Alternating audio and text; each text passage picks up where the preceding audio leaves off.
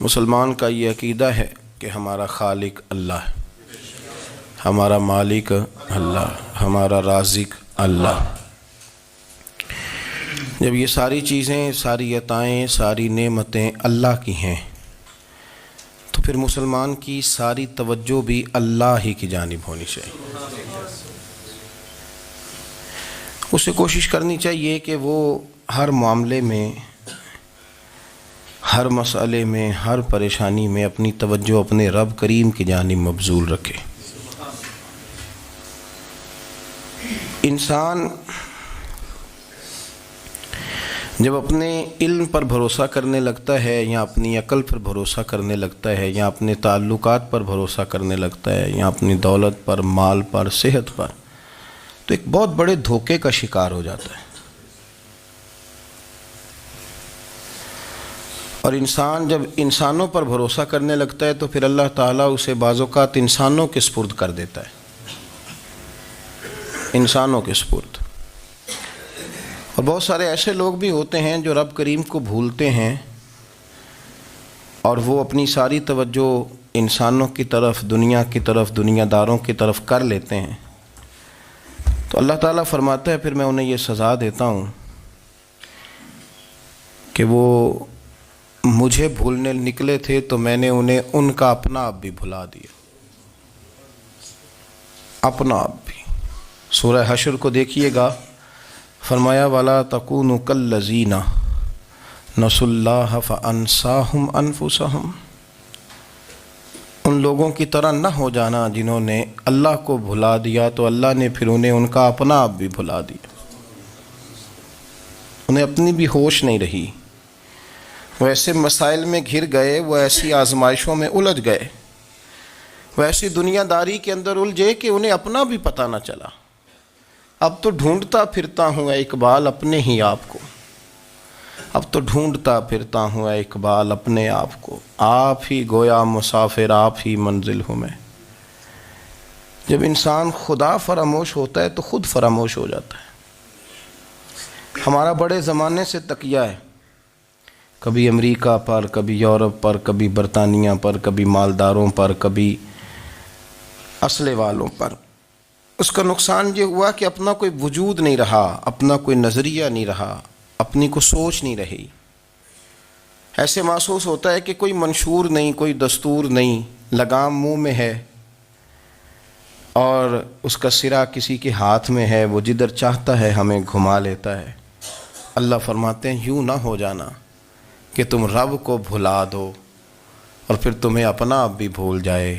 اولئک ھم الفاسقون، فرمایا یہ وہ لوگ ہیں جو نافرمان ہیں اللہ کے، یہ نافرمان ہے۔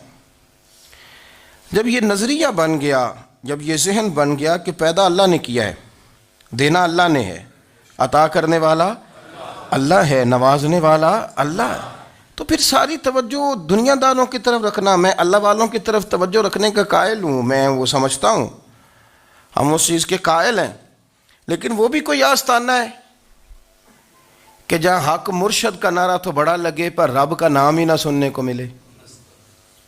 یہ بھی کوئی بات ہوئی کہ جہاں یہ تو نعرہ زور سے لگے کہ جیوے جیوے مرشد جیوے، لیکن استغفار کا درس ہی نہ ملے۔ جہاں ہر وقت یہ بتایا جائے کہ یہاں آ گئے تو بچ گئے، کیسے بچیں گے؟ میرے رسول پاک علیہ السلام کا دروازہ سب سے بڑا دروازہ ہے، حضور کا دروازہ سب سے بڑا دروازہ ہے، لیکن میرے دوستو یاد رکھنا، نبی پاک علیہ السلام نے بھی لوگوں کو جب رستہ دکھایا ہے تو رب کریم کا رستہ دکھایا ہے، اللہ کا رستہ دکھایا، اللہ کریم کا رستہ دکھایا، لوگوں کو رب کی طرف توجہ کرائی۔ میرے رسول کریم سید عالم صلی اللہ تعالیٰ علیہ وسلم نے لوگوں کی اللہ کی جانب توجہ کرائی اور لوگوں سے یہ کہا کہ وہ اپنے رب کریم کی جانب اپنا ذہن رکھیں، اپنی توجہ اپنے اللہ کی جانب مبذول کریں۔ میری بات کو اچھے طریقے سے سمجھیے گا، علم اللہ تبارک و تعالیٰ عطا کرتا ہے تو اسے اللہ کی عطا ہی سمجھنا چاہیے۔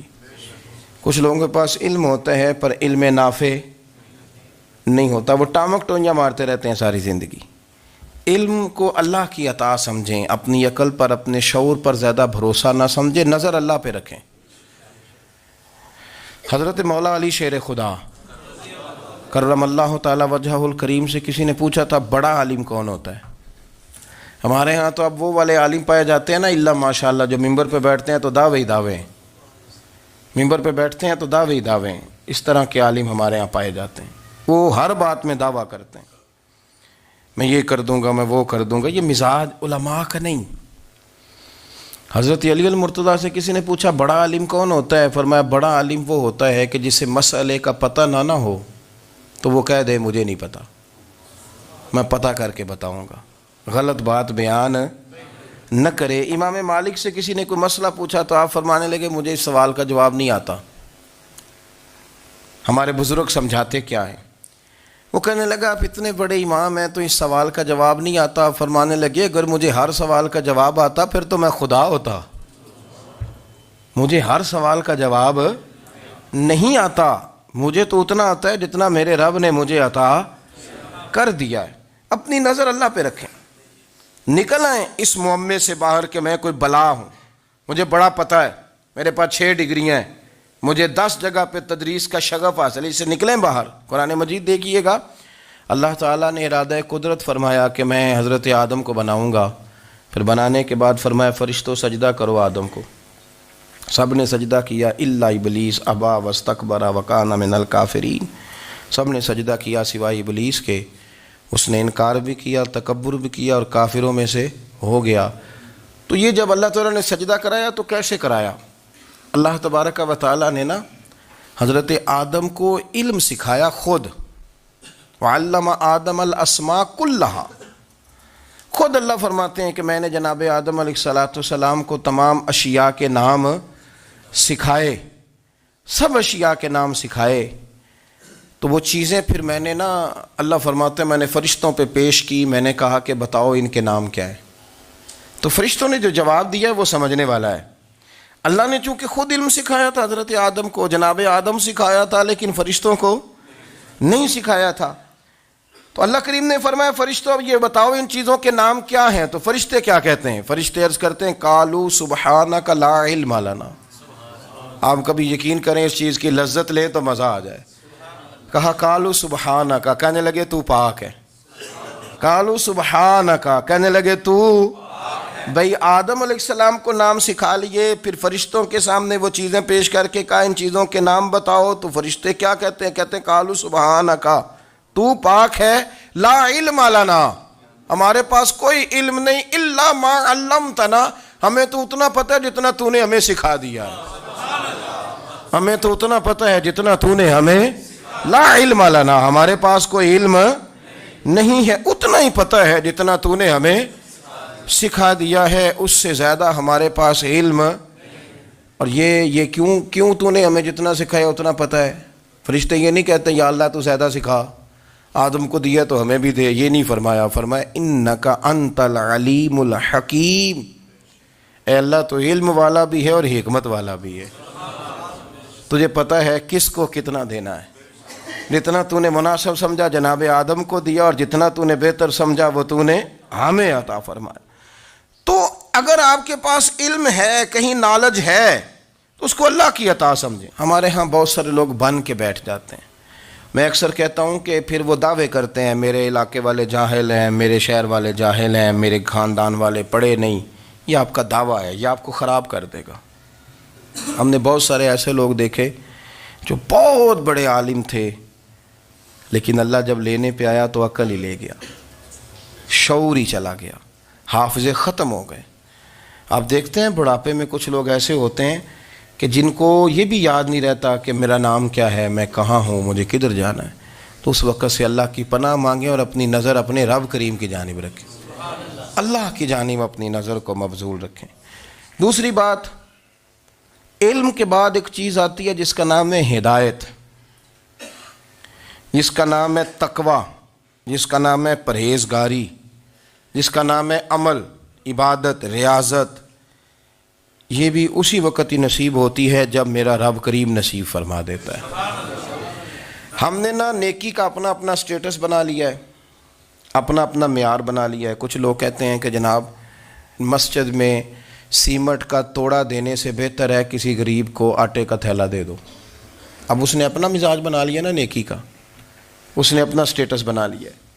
میرا یہ سوال ہے کہ نبی پاک صلی اللہ تعالیٰ علیہ وسلم جب مدینہ شریف آئے تھے تو حضور نے سب سے پہلے غریبوں میں آٹا تقسیم کیا تھا کہ سب سے پہلے مسجد بنائی تھی؟ کیا عجیب لوگوں کا رنگ ہے، اپنی مرضی کی ہدایت، اپنی مرضی کا تقوی، اپنی مرضی کا معیار۔ مسجد کوئی بڑا چھوٹا خطیب بھی میری طرح کا ہو نا، تو وہ مسجد میں بیٹھ کے جب نبی پاک کی بات کرتا ہے تو کہتا ہے میرے رسول پاک غریبوں کا سہارا بن کے آئے۔ وہ غریبوں کی بات کرتا ہے، مسکینوں کی، لاچاروں کی، کمزوروں کی بات۔ تو مسجد ہی تو وہ ادارہ ہے جہاں سے غریبوں کی بات ہو رہی۔ تو اب لوگوں نے غریب کو اور مسجد کو لڑانا شروع کر دیا، اس کو لڑاؤ کہ مسجد میں پیسے دینے سے بہتر ہے آپ غریب کو آٹے کا تھیلا دے دیں۔ آپ یہ کیوں نہیں کہتے کہ مسجد میں بھی آپ تھوڑا دیں ایک سیمٹ کا اور ساتھ غریب کو بھی خدمت کریں؟ یہ کیوں نہیں تقویٰ؟ اپنی اپنی مرضی کا مزاج، اپنی اپنی۔ کچھ لوگ کہتے ہیں چھوڑو جی، ساری زندگی انسان نماز پڑھتا رہے اور پھر گالیاں بھی دیتا رہے، بندہ داڑھی بھی رکھ لے اور جھوٹ بولنا بھی نہ چھوڑے۔ تو یہ آپ نے اپنے پاس سے تقوی کا معیار بنایا ہے۔ گالی دینے کا گناہ ہے اور داڑھی رکھنے کا ثواب ہے۔ تو اگر آپ داڑھی رکھے ہوئے ہیں اور آپ کوئی غلطی کر رہے ہیں تو اس سے آپ کی داڑھی کا ثواب ختم، اللہ کرے آپ کو سمجھ آئے میری بات کی۔ آپ کوئی غلطی کر رہے ہیں، داڑھی کا ثواب اس سے ختم، وہ اپنی جگہ پہ قائم ہے چیز۔ اپنی مرضی کا کیوں تقوی کا معیار بناتے ہیں؟ تقوی کا مزاج اپنی مرضی کا نہ بناؤ۔ اللہ کی بارگاہ سے دعا مانگو کہ یا اللہ ہمیں ہدایت کا نور عطا فرما، اللہ تو ہمیں رستہ دکھا، تو بتا کہ ہدایت کیا ہے۔ تو رب فرماتا ہے اللہ ولی الذین آمنوا، اللہ مومنوں کا مددگار ہے، یخرجہم من الظلمات الی النور، وہ انہیں اندھیروں سے نکالتا ہے اور نور کی طرف روشنی عطا فرماتا ہے۔ اندھیروں سے نور کی طرف اللہ لاتا ہے۔ اللہ ولی، اللہ مومنوں کا ولی ہے، وہ انہیں اندھیروں سے نور کی طرف نکالتا ہے۔ ہدایت ہمیشہ اللہ کی طرف سے سمجھے۔ جب وہ نماز کی توفیق دیتا ہے تو اپنے فضل سے دیتا ہے، جب وہ ذکر کی توفیق دیتا ہے تو اپنے فضل سے۔ ہم سمجھتے ہو جی فلانا نہیں پڑھ رہا بڑا بیوقوف ہے، فلانا نہیں پڑھ رہا، تو تم کیا اپنی عقل کے زور پہ پڑھ رہا ہے؟ میں جی اللہ کے فضل سے 2 سپارے پڑھتا ہوں، تو کس پہ احسان کرتے تو 2 سپارے پڑھ کے رویا کر۔ کہا اگر مالک تو بڑا قریب نہیں، بڑے لوگ ہیں جن کو پورا قرآن حفظ ہے پر انہیں پڑھنے کی توفیق نہیں، تو انہیں فضل کیا اور مجھے توفیق دے دی ہے پڑھنے کی۔ رویا کر، پڑھ کے رویا کر، راتی ساری کر کر زاری، او نیند اکھاں تھی توندے تے فجرے اوہی گناہگار کہاون سب تو نیوے ہوندے۔ مہربانی کریں، ڈریں، نیکی کریں تو پھر ڈریں، پھر احساس پیدا کریں، پھر اپنے اندر وہ کمزوری لائیں، کہیں توبہ توبہ مجھے تو پتہ ہی نہیں، تو جانتا ہی نہیں۔ حضرت سیدنا امام اعظم ابو حنیفہ رحمۃ اللہ تعالیٰ علیہ کے ساتھ ایک شخص کہتا میں نے نماز پڑھی، تو عشاء کی نماز تھی۔ یہ جو لوگ بڑے ہوتے ہیں نا، جن کے پیار کرنے والے بڑے ہوتے ہیں، ان کے گرد خوف بھی بڑا ہی ہوتا ہے، انہیں بڑا ڈر لگتا ہے، بڑی بعض اوقات آزمائش ہوتی ہے ان کی۔ عشاء کی نماز کہتے پڑھی تو امام صاحب نے نا عشاء کی نماز میں تلاوت کی آیتیں فَمَن يَعْمَلْ مِثْقَالَ ذَرَّةٍ خَيْرًا يَرَهُ وَمَن يَعْمَلْ مِثْقَالَ ذَرَّةٍ شَرًّا يَرَهُ، فرمایا جو ذرہ برابر خیر کرے گا وہ بھی قیامت میں دیکھے گا، اور جو ذرہ برابر شر کرے گا وہ بھی قیامت میں اس شر کو دیکھے گا، اس کے سامنے آئے گا۔ تو وہ شخص کہتا ہے کہ سارے لوگ نماز پڑھ کے چلے گئے تو امام صاحب رحمۃ اللہ علیہ نے اپنی داڑھی پکڑی، رو رہے ہیں، کہتے ہیں وہ ذرہ برابر نیکی کا بدلہ دینے والے، وہ ذرہ برابر شر پہ سزا دینے والے، میری سفید داڑھی کو دیکھ مالک، میرے ذرے ذرے سامنے نہ لانا، لوگ تو میری بڑی قدر کرتے ہیں دنیا، میں تو بڑا پہچانا جاتا ہوں، لوگ تو میری راہوں میں پھول لیے کھڑے ہوتے ہیں، مجھے بڑا نوازتے ہیں، قیامت میں رسوا نہ کر دینا، میرے لیے مشکل ہو جائے گی۔ وہ کہتے ہیں میں نے امام صاحب کا درد دیکھا، مجھے کوئی کام تھا تو میں چلا گیا، میں نے کہا کہ وہ اس وقت اللہ کے حضور حاضر ہیں تو میں دوبارہ آؤں گا۔ کہتے ہیں میں تہجد کے وقت آیا تو امام صاحب وہیں بیٹھے تھے اور ان کی داڑھی آنسوؤں سے بھری ہوئی تھی اور زور سے داڑھی پکڑی ہوئی، کہنے لگے مالک رسوا نہ کر دیں، قیامت میں رسوا نہ کر دیں۔ یار جو ہدایت یافتہ لوگ تھے وہ تو ڈرے ہوئے تھے، وہ تو سہمے ہوئے تھے، وہ تو کہتے تھے یہ اس کا فضل نہیں، اس نے بلا لیا، یہ اس کا کرم نہیں، حضرت باعزید بستامی کسی کافر کو دیکھتے تو رو پڑتے، کہتے مالک تو کتنا قریب ہے، یہ بے ایمان رہ گیا، تو نے اپنے فضل سے مجھے اپنے نبی کا غلام بنا لیا۔ وہ رو پڑتے۔ یہاں تو لوگوں کا دعویٰ ہی بڑا ہے۔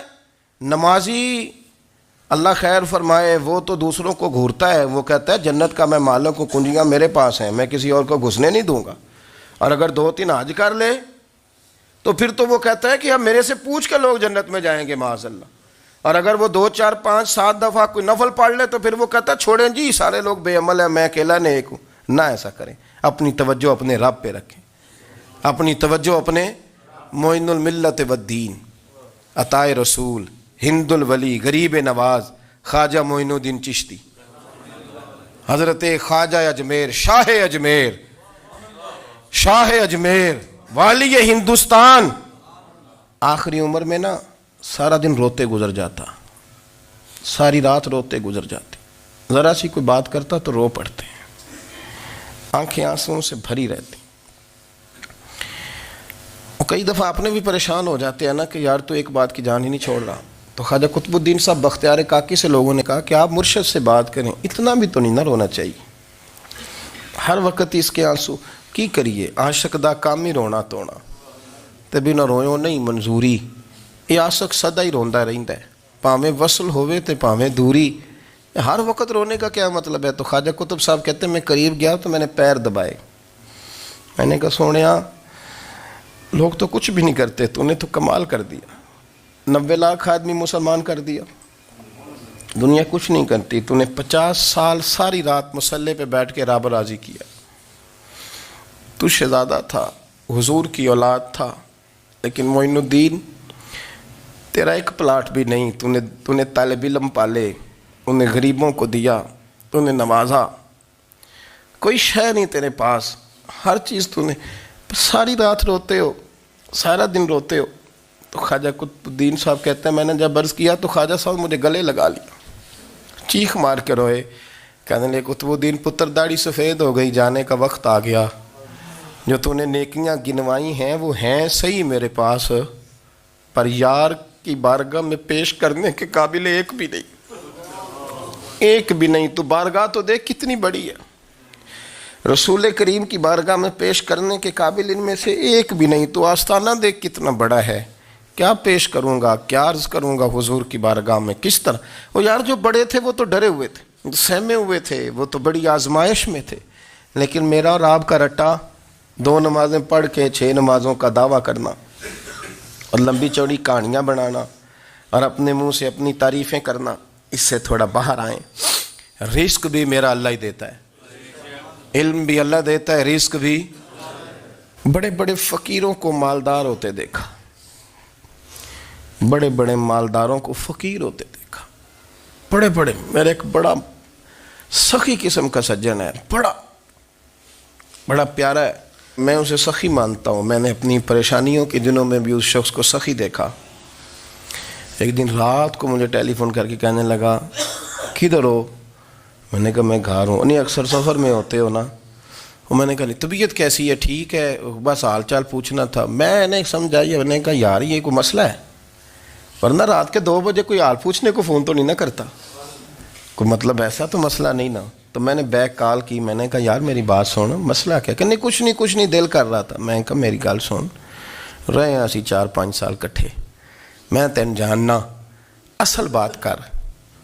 کہنے لگا مکان بھی بڑا ہے، سارا کچھ ٹھیک ہے، پر وہ بڑا ہی بے نیاز ہے، کچھ حالات اس قسم کے آ گئے ہیں کہ لوگوں کو بتاؤں بھی تو لوگ ماننے کو تیار نہیں، زیادہ نہیں، مجھے نا تھوڑے سے پیسوں کی ضرورت ہے، کوئی 15-20 ہزار اگر مل جائیں میری ضرورت۔ آپ یقین کریں میں روتا رہا ساری رات۔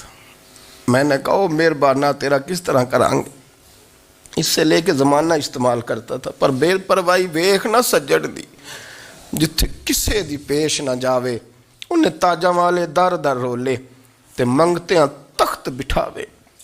سجنا کسے نو کارا مل دئی، کوئی کعبے خالی آوے، واللہ خیر الرازقین، وقت تو دائیں بائیں نہ جا، رزق تو تجھے میں دوں گا، میں ہوں بہتر رزق دینے والا۔ بڑے بڑے بادشاہ، بڑے بڑے شہنشاہ، بڑے بڑے لوگ، ہاتھوں میں کاسے، فقیریاں۔ ام ربیعہ کہا کرتی تھیں بڑی نیک اور صالح خاتون تھیں. وہ کہتی ہیں کہ میں نا بڑے امیر آدمی کی بیوی تھی، اپنے شوہر کے ساتھ چھت پہ بیٹھی تھی تو نیچے فقیر مانگنے والا آیا. اس نے بڑے درد سے صدا کی تو میں نے اپنے شوہر سے کہا کچھ دے دیں. کہا دفع کر، ان لوگوں نے دھندا بنایا ہوا ہے.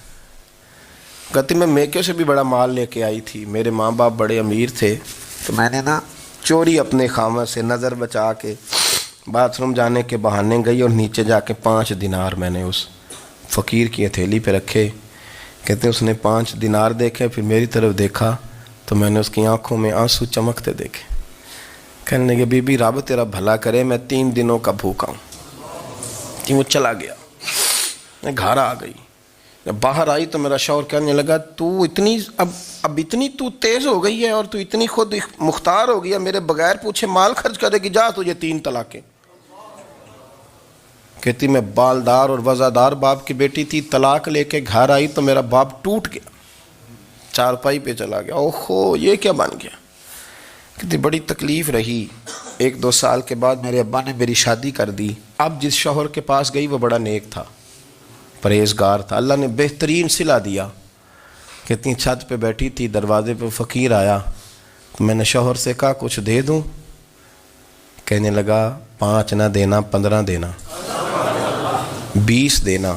میں فقیر ہوں، میں نے فقر سے دولت دیکھی ہے، اسے خالی نہ لوٹانا.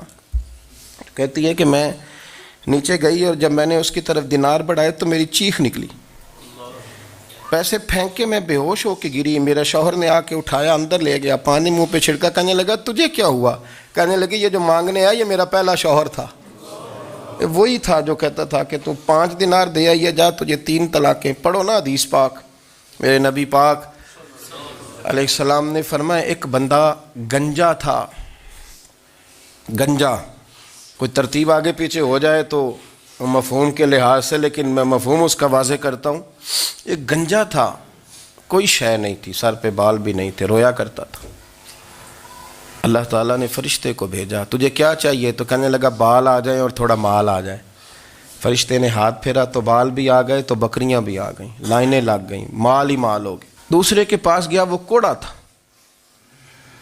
اس کو جا کے کہا کیا چاہیے. کہنے لگا شفا ہو جائے اور کچھ اللہ تعالیٰ آسانی کر دے. شفا بھی ہو گئی، گائیں بھی دے دی، بھینسیں بھی دے دی، مال ہی مال ہو گئے. پھر ایک کے پاس گیا، وہ اندھا تھا. تجھے کیا چاہیے. اس نے کہا آنکھیں مل جائیں اور کچھ ساتھ اللہ مال دے دے. اونٹ ہی اونٹ ہو گئے. جب بڑا نواز دیا تو پھر مالک نے امتحان لینے کا ارادہ کیا. یاری تیری سونا ہے پر آزمائشاں بھی تیریاں اگ. آزمائشاں تیریاں، صحیح کہہ رہا ہوں، آزمائشاں تیریاں. یاری تیری سونا ہے پر آزمائشاں تیریاں. یہ سونا پرکھیا جامدائی پہلو نال لگاں دے لگ. اللہ نے فرمایا آزمائش کرو. سب سے پہلے گنجے کے پاس آئے، اسے کہا اللہ کے رستے میں کچھ دیکھا نہیں لگا، میرے خرچے ہی بڑے. دیکھو تو صحیح کتنی مشکل میں وقت گزارتا ہوں، حال ہی کوئی نہیں. تو اس نے کہا میں نے تو سنا ہے تو گنجا اور بھوکا ننگا تھا. کہنے لگا میں تو جدی پشتی رئیس اعظم ہوں، تجھے کس پاگل نے کہا ہے بھاگ جا. اس نے کہا اچھا جیسے تو تھا ویسے ہی ہو جائے. کھیت کھلیان اجڑ گئے، پھر سے گنجا ہو گیا. حضور علیہ السلام فرمانے لگے. پھر وہ اس کے پاس گیا جو کوڑا تھا، اسے کہا کچھ دے. کہنے لگا خرچے ہی بڑے. اب پوچھ لیں کسی امیر آدمی سے، کہے گا چکی کے نیچے ہاتھ ہے میرا، میرے سے زیادہ تو اب پریشان بندہ ہی کوئی نہیں. کیا بتاؤں آپ کو، اتنا ٹیکس ہے، اتنا جرمانہ ہے، فلانی شے، بڑا کچھ گنواتے ہیں لوگ. اس نے کہا میں نے تو سنا تو پہلے کوڑا تھا. اس نے کہا جا دوڑ جا، میں تو رئیس اعظم ہوں، دادا بھی پردادا بھی اور ساری نسل ہی. اس نے کہا اچھا جیسے تو تھا ویسے ہی ہو جائے. پھر وہ گیا اندھے کے پاس اور جا کے کہا اللہ کے نام پہ کچھ دے. تو کہنے لگا رب کے نام پہ، یہ کھڑے ہیں اونٹ جتنے تیرے دل کرے لے جا. اس نے کہا کیا معنی اس بات کا. کہنے لگا یار تجھے کیا بتاؤں، میں تو اندھا تھا، میں نے تو کبھی دنیا دیکھی نہیں تھی. پھر اس کریم نے فضل کیا تو مجھے بڑا کچھ دکھایا. میں کیا بتاؤں، میرا دل کر رہا ہے کہہ دوں کہ پھر اس نے کعبہ دکھایا، پھر اس نے روضہ رسول دکھایا، پھر اس نے ریاض الجنہ کے سجدے دکھائے، پھر اس نے اپنے محبوب کے دروازے کی رونقیں دکھائیں. اس نے بڑا کچھ دیا، اس نے بڑا نوازا. میرے پاس تو شاید میں بدکار پرانا خادم، کسے در ملی نہ ٹوئی، تے واصف یار نے نظر جو کی تھی پھر واصف ہی ہوئی، یہ تو اس کا کرم ہوا۔ تو یہ وہ کہنے لگا تو اللہ کے نام پہ جان مانگ، میں وہ بھی دینے کو تیار، میرے پر تو شے ہی کوئی نہیں تھی، مجھے تو اپنا پتہ ہے، میں تو کوئی شے نہیں تھا، کچھ نہیں تھا میرے پاس، یہ تو ان کا کرم ہے کہ رخ ان کا ادھر ہے، اور مختصر سی میری کہانی ہے، یہ جو بھی ہے ان کی مہربانی ہے۔ تو وہ کہنے لگا میں بھی کچھ لینے نہیں آیا تھا، تیری آزمائش ہی کرنے آیا تھا، تیری عزتیں بھی سلامت رہیں گی، تیرا مال بھی سلامت رہے گا، تیری شفا بھی۔ اپنی زندگی میں کبھی بھی اللہ کی بارگاہ سے توجہ ادھر ادھر نہ کریں، چھوڑیں لوگ کیا کر رہے ہیں، دنیا کیا کہہ رہی، کبھی بھی اپنی توجہ دائیں۔ ہمارا یہ مسئلہ بن گیا کہ ہماری سیاست ہے، ہماری دنیا داری ہے، ہم بندوں کو راضی کرنا چاہتے ہیں، ہم دیکھتے ہیں کون کس طرح، اور آپ یقین کریں آپ تھک جائیں گے، بندے راضی نہیں ہوں گے، وہ نہیں راضی ہوتے، آپ ان کو منا کے لائیں گے تو ادھر والے نکل جائیں گے، ادھر کو منائیں گے تو ادھر والے نکل جائیں گے۔ اس چکر سے باہر آئیں، اس رب کو راضی کریں جو فرماتا ہے ان الذین آمنوا وعملوا الصالحات سیجعل لهم الرحمن ودا۔ فرمایا تو ایمان لانے کے بعد نیک عمل کر، میں لوگوں کے دلوں میں تیری محبت پیدا کر دوں۔ رحمان لوگوں کے دلوں میں محبت ڈال دے گا، اللہ لوگوں کے دلوں میں۔ اپنی نظر ہمیشہ اپنے رب پہ رکھیں، اتنی لمبی چوڑی دنیا داروں سے امیدیں نہ وابستہ کریں۔ میں نے دیکھا ہے لوگ کاسا لیسی کرتے ہیں، کبھی اس کے دروازے پہ کبھی اس کے دروازے پہ، ان چکروں سے باہر آئیں اور اپنے رب کی بارگاہ کی طرف توجہ کریں، استغفار شوق سے پڑھا کریں، اور اکیلے میں نہ، اکیلے میں حضرت رئیس المتکلمین مولانا نقی علی خان صاحب رحمۃ اللہ نے لکھا ہے کہ فرعون 500 سال حکومت کر گیا، یہاں تو 5 سال کی حکومت کی پیر لڑکھڑاتے ہیں، 500 سال۔ فرماتے اصل وجہ یہ تھی کہ دنیا جب سو جاتی تھی نا تو اوپر چادر لے کے تو مصلے پہ بیٹھ جاتا تھا اور ہاتھ باندھ کے کہتا تھا رب تو ہی ہے، میرا پردہ نہ کھولنا، مالک تو ہی ہے، کرم نوازی کرنا، میری پکڑ نہ کرنا۔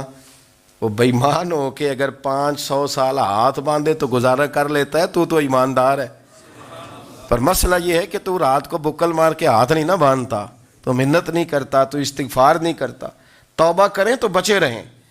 وہ اتنی لمبی حکومت کر گیا چونکہ رات کو کہتا تھا مالک رب تو ہی ہے، لیکن مہربانی فرما، میری پکڑ نہ فرما، تو اللہ نے تو اس کو مہلت دے دی۔